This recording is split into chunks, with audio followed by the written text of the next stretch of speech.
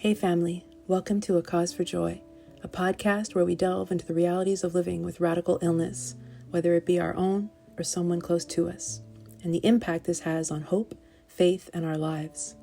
A Cause for Joy is your truth, our stories, the pain, losses, and triumphs of coping with lives lived in ways most who've been blessed with good health cannot even begin to imagine. Here we'll be speaking the unspoken, destroying altars of lies and societal taboos, to stop ignoring and shaming those affected, so we can move towards comprehensive compassion and action for those in need. Let's walk there together. Welcome to the launch episode. My name is Avica. I am so glad you dropped by. Before we begin, don't forget to add, follow, like, subscribe, share, leave reviews from wherever you're listening. It helps so much, and I really appreciate it. I want to start by saying this space is for anyone coping with the repercussions of radical illness and its aftermath. This is not a place of condemnation, nor is there a requirement to believe before you receive any messages. There is no posting schedule, as I have to do what my health allows for. However, I would like to aim for at least one episode per month. Sometimes that may be more often. Today's topic is going to be a bit chaotic, but my newly diagnosed ADHD kind of keeps life interesting lately, along with my own radical health issues. So no need to be dismayed. Let's just be ourselves to the core. As I record this first episode, we are in Holy Week. It's actually Sunday, the day where we all say He is risen. And as such, I decided to watch The Passion of the Christ this week, a movie I had only seen once 2 years ago, shortly after my baptism. Although it was upsetting at the time, I was weeping, tears streaming down my face uncontrollably. I was also really angry and truly bothered by the injustice of it all. Fast forward 2 years later, and this time it was a completely different experience. During those suffering parts, I don't know what it was, but I felt more connected to the physiological impact.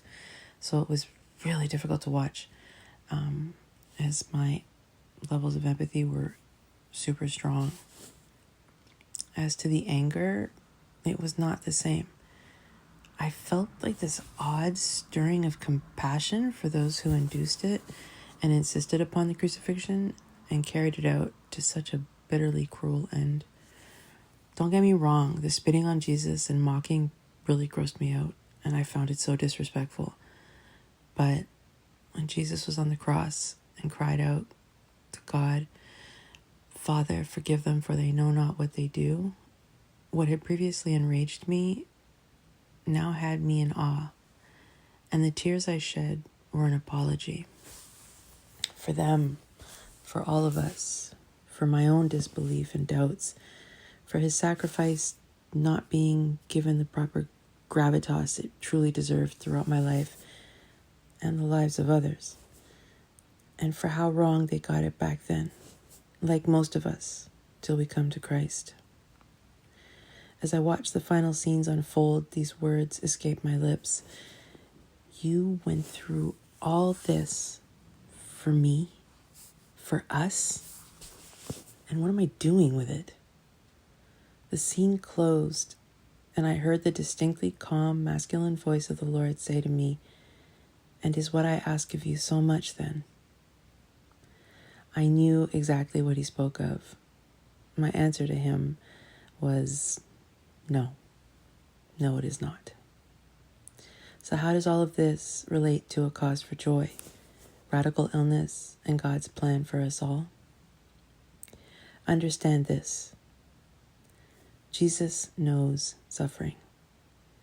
We disconnect from that truth because it has been glossed over, only small parts of the horrific shown.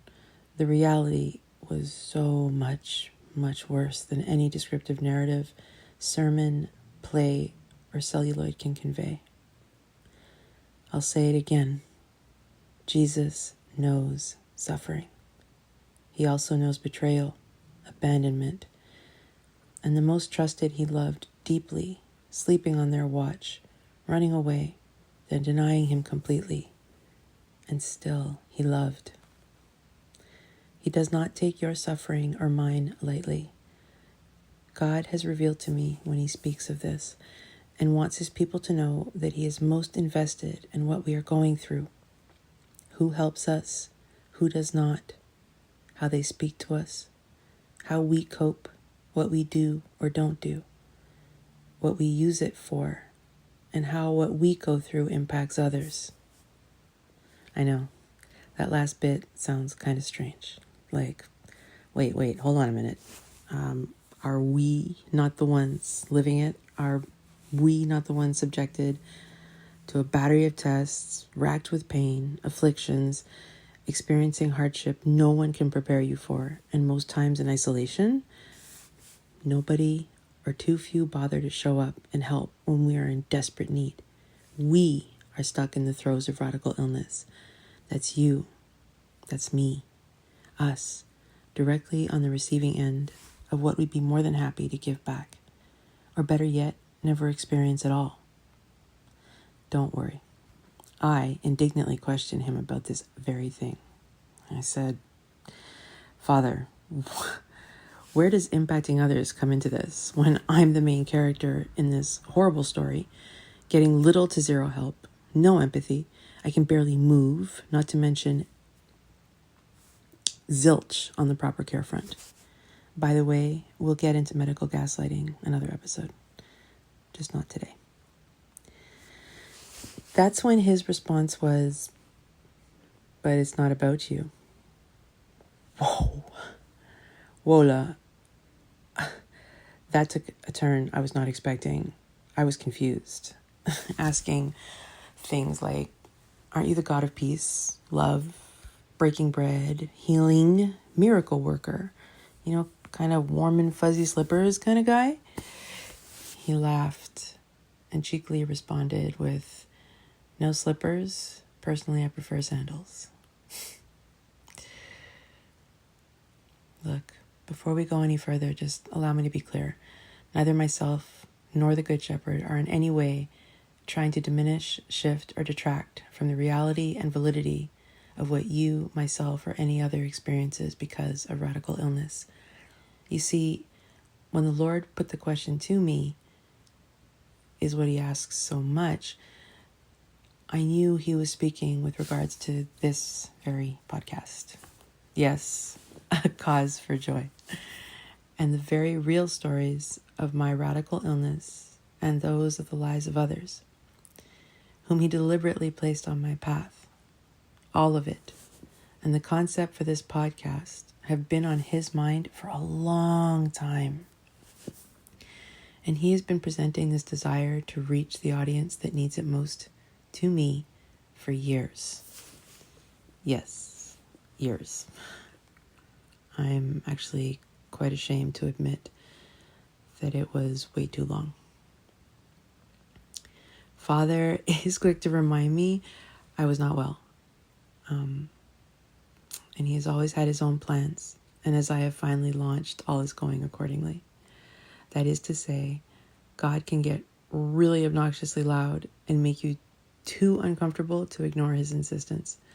This moves you to action. In this case, it was me. And I quickly realized obedience is the best course, because just as the song says, he's going to get a yes out of you sooner or later.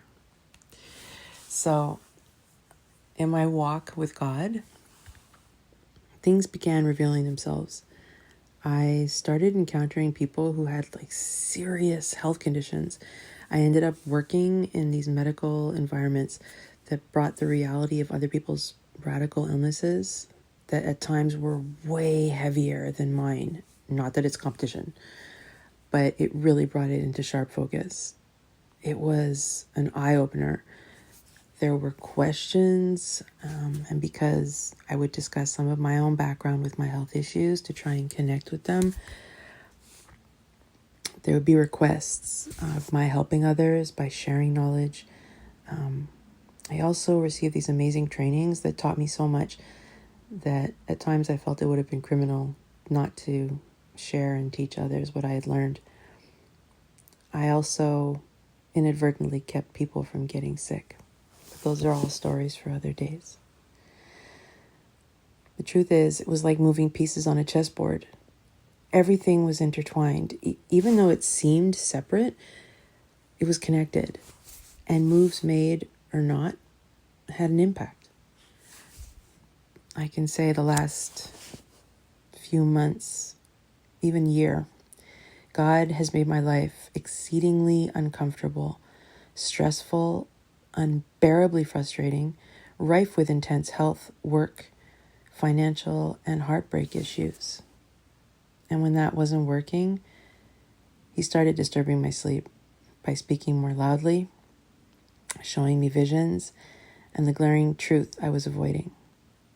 I had to start a cause for joy. Putting it off was no longer an option. So my lack of confidence, my concerns about being able to stick to the commitment of doing this because of my instability owing to my health, financial constraints, and a bunch of other excuses that I passed off as reasons. And although some of it was valid, for him, it was past done. This is where it's not about me comes into it. Believe it or not, what you're experiencing is yours, but it has the ability to shine light and hope in a weary, broken, and oft lonely world. You and I are beacons reflecting the light, love, and strength to persevere, which is God's Holy Spirit, abiding in each and every single one of us. God's sacrifice on that cross at Calvary was the first step, the example, and template for service, love, and true strength. So when God speaks of how it impacts others, we are experiencing it, but what is happening to us is not about us in its entirety. While some of it can be for spiritual or emotional growth, pruning in specific areas, strengthening and teaching us to rely more on Him, it has less to do with us and more to do with being a spiritual conduit for God's will in our lives, and especially the lives of others. You may not feel it or even really believe it right now. You may be at the lowest you have ever been. And believe me, I know what that feels like because I'm living it right now. But this is truth. God is not done with you yet. You have survived every single one of those bad days thus far. And you are created with a strength that outmatches most. You are resilient beyond measure, and the enemy hates that. Have you heard the old saying that thieves do not break into empty houses? Your house is not empty. The enemy has been coming up against you so hard because he sees in the spiritual realm the gifts and calling over your life. That is a threat to him and his kingdom. Your indomitable will is a significant part of your story. And I'd really like to ask you, and have you ask yourself, are you celebrating how fierce and powerful you are? Are you loving yourself through the turmoil? Are you showing yourself kindness and grace in the myriad of moments you must battle every single day? Are you allowing the peace of God to bring you to better, or are you cursing your weaknesses, illnesses, and state of being? I'm not judging you. It's okay to fall down 1,000,000 times. I myself have done it, and always remember this important part. What matters is that you and I get up 1,000,001, 2, 3 or more times, as many as we have to. Don't give up, please. Keep going and share your story. Radical illness doesn't mean you are weak. It means you are a warrior, and you're a bloody powerful one at that. Hear me. Your calling will crush you. Mine has, big time. And that is because our oil isn't cheap. The truth is, if we are called to heal, we shall know pain. And if we are called to speak truth, we shall know suffering of its isolating nature. Because, and I'm not saying this to be mean, I'm just being honest, many are more comfortable with lies. If we are meant to teach, we will learn some of the most intense or painful lessons imaginable. And if we are meant to help others, we will know what it is to be helpless, to lose it all, need assistance, and be humbled, to the point of recognizing it was never us. It was always God and the helpers He sent somewhere along the way. If there is one message I can impress upon you today, it is this. Do not diminish. Grow. Plant deep roots in God's fertile soil. Believe yourself nourished. Walk boldly in your calling and share the ministry of compassion, love, truth, and hopefully Jesus. Because He is all those things and more. And you matter to Him. Your soul and entire being are at the forefront of His thoughts, morning, noon, and night. I know this to be true because He has shown and spoken this to me Himself. Go forward in the direction of your life, just knowing that the darling of heaven is with you always. Thank you for listening today. I send you peace, wellness, prosperity, and healing. God bless. If you've made it this far, I want to take this moment to thank you for being a part of the A Cause for Joy podcast experience.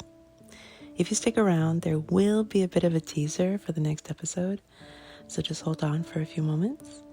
I want to let you know that if you have a story about your own experience with radical illness, or maybe someone close to you, the impact it's had on you, on them, on faith, and you'd like me to discuss it here, whether that be anonymously or perhaps as a guest, there are links in the About description section so you can reach out. A Cause for Joy can also be found on social media platforms.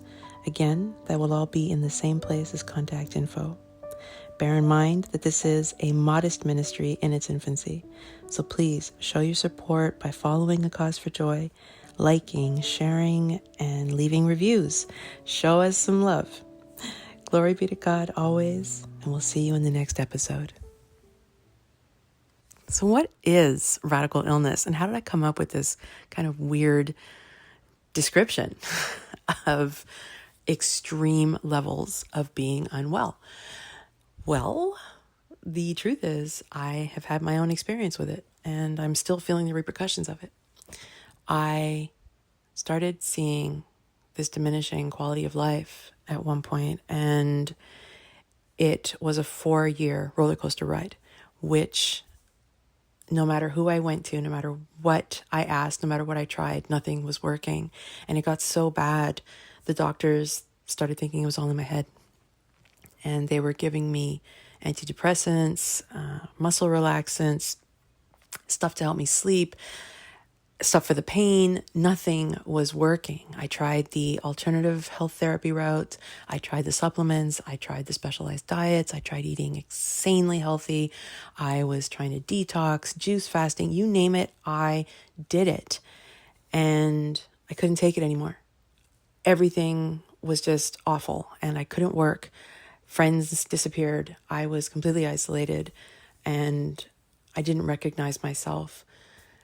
Well, one night when it got particularly bad and I just was saying, I can't be here anymore. I can't do this anymore. I've become a horrible burden to people I love. I just picked up my Bible, held it in my arms and said, Lord Jesus, I need an answer. I can't do this anymore. I need you to give me an answer. Please, I will put in the work. I'll do whatever it takes. I just need to know what this is. And within less than 24 hours, the Lord answered my prayers. And believe it or not, I was being poisoned to death, slowly but surely. Let's get into it.